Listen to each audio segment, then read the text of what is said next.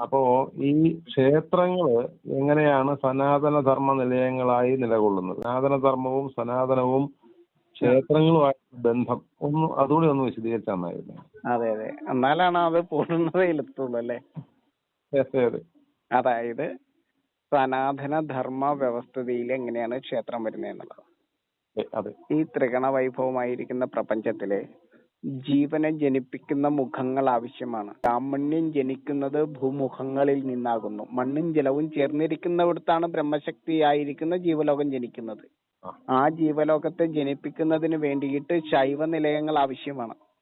ശിവനും പാർവതിയും മണ്ണും ജലവും ഏറ്റവും പരിശുദ്ധമായിട്ട് ചേർന്നിരിക്കുന്ന ഇടങ്ങൾ ആവശ്യമാണ്. അവിടെയാണ് ശിവകുടുംബം സാധ്യമാകുന്നത്, ഗണപതി സാധ്യമാകുന്നത്, സുബ്രഹ്മണ്യ ദേശങ്ങൾ സാധ്യമാകുന്നത്, ഭദ്രകാളി ഭാവങ്ങൾ, ദുർഗാഭാവങ്ങൾ എല്ലാം സാധ്യമാകുന്നത്, ഭുവനേശ്വരി ഐശ്വര്യമേകുന്നതാകുന്ന ഇടങ്ങളെ സൃഷ്ടിക്കുന്നത്. അങ്ങനെയുള്ള ശൈവ നിലയങ്ങളെ സൃഷ്ടിക്കുന്നതിന് വേണ്ടിയിട്ട്, അങ്ങനെയുള്ള ദേശങ്ങളെ സൃഷ്ടിക്കുന്നതിന് വേണ്ടി, ജീവലോകത്തെ പരിപാലിക്കുന്നതിന് വേണ്ടിയിട്ടാണ് വൈഷ്ണവ ആരാധനയെ നടത്തുന്നത്. ആ മണ്ണിനെയും ജലത്തെയും ചേർത്ത് വെക്കുന്നതിന് വേണ്ടിയിട്ടാണ് വൃക്ഷലോകത്തെ പരിപാലിച്ചുകൊണ്ട് വൈഷ്ണവ നിലയങ്ങളായിട്ട് വിഷ്ണു ക്ഷേത്രങ്ങൾ നിൽക്കുന്നത്. അവിടെ ജന്തുലോകത്തെ കുടിയിരുത്തുന്നത് അതിനു വേണ്ടിയിട്ടാണ്.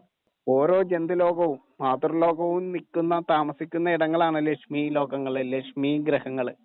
ആ ലക്ഷ്മി ഗ്രഹങ്ങൾ നിറഞ്ഞിരിക്കുന്നത് വൈഷ്ണവ ശക്തിയുടെ നിലയങ്ങളിലാണ്. അതാണ് ജീവലോകത്തിന്റെ സ്വർഗവാതിൽ തുറക്കുന്ന ഇടം എന്ന് പറയുന്നത്. അപ്പൊ ഈ വൃക്ഷലോകത്തിന്റെ നായകത്വം ഉണ്ടെങ്കിൽ മാത്രമാണ് ജന്തുലോകത്തിന് അവിടെ നായികയാകാൻ പറ്റുള്ളൂ.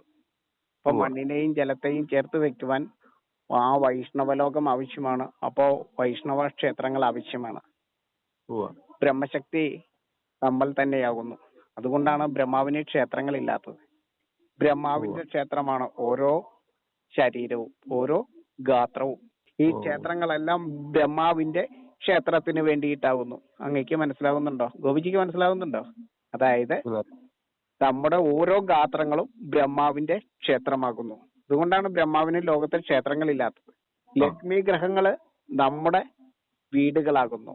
ആ വീടുകളിലുള്ളത് ബ്രഹ്മാവിന്റെ ക്ഷേത്രങ്ങളാണ്. ആ ക്ഷേത്രങ്ങളെല്ലാം ഗാത്രങ്ങളാണ്.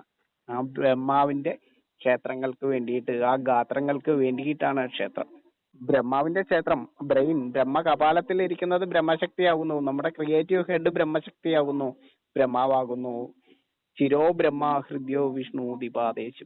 ശിരസില് ബ്രഹ്മശക്തിയാണ്, ഹൃദയത്തിൽ വൈഷ്ണവ ശക്തിയാണ്. ഹൃദയം തുടിക്കുന്നത് വൈഷ്ണവ ശക്തിയാലാകുന്നു. ഹൃദയശൻ വിഷ്ണുവാകുന്നു. ശൈവശക്തി ശരീരമാകുന്നു. ആ ശൈവശക്തി ശിവത്വമാകുന്നു. സന്തോഷിച്ച്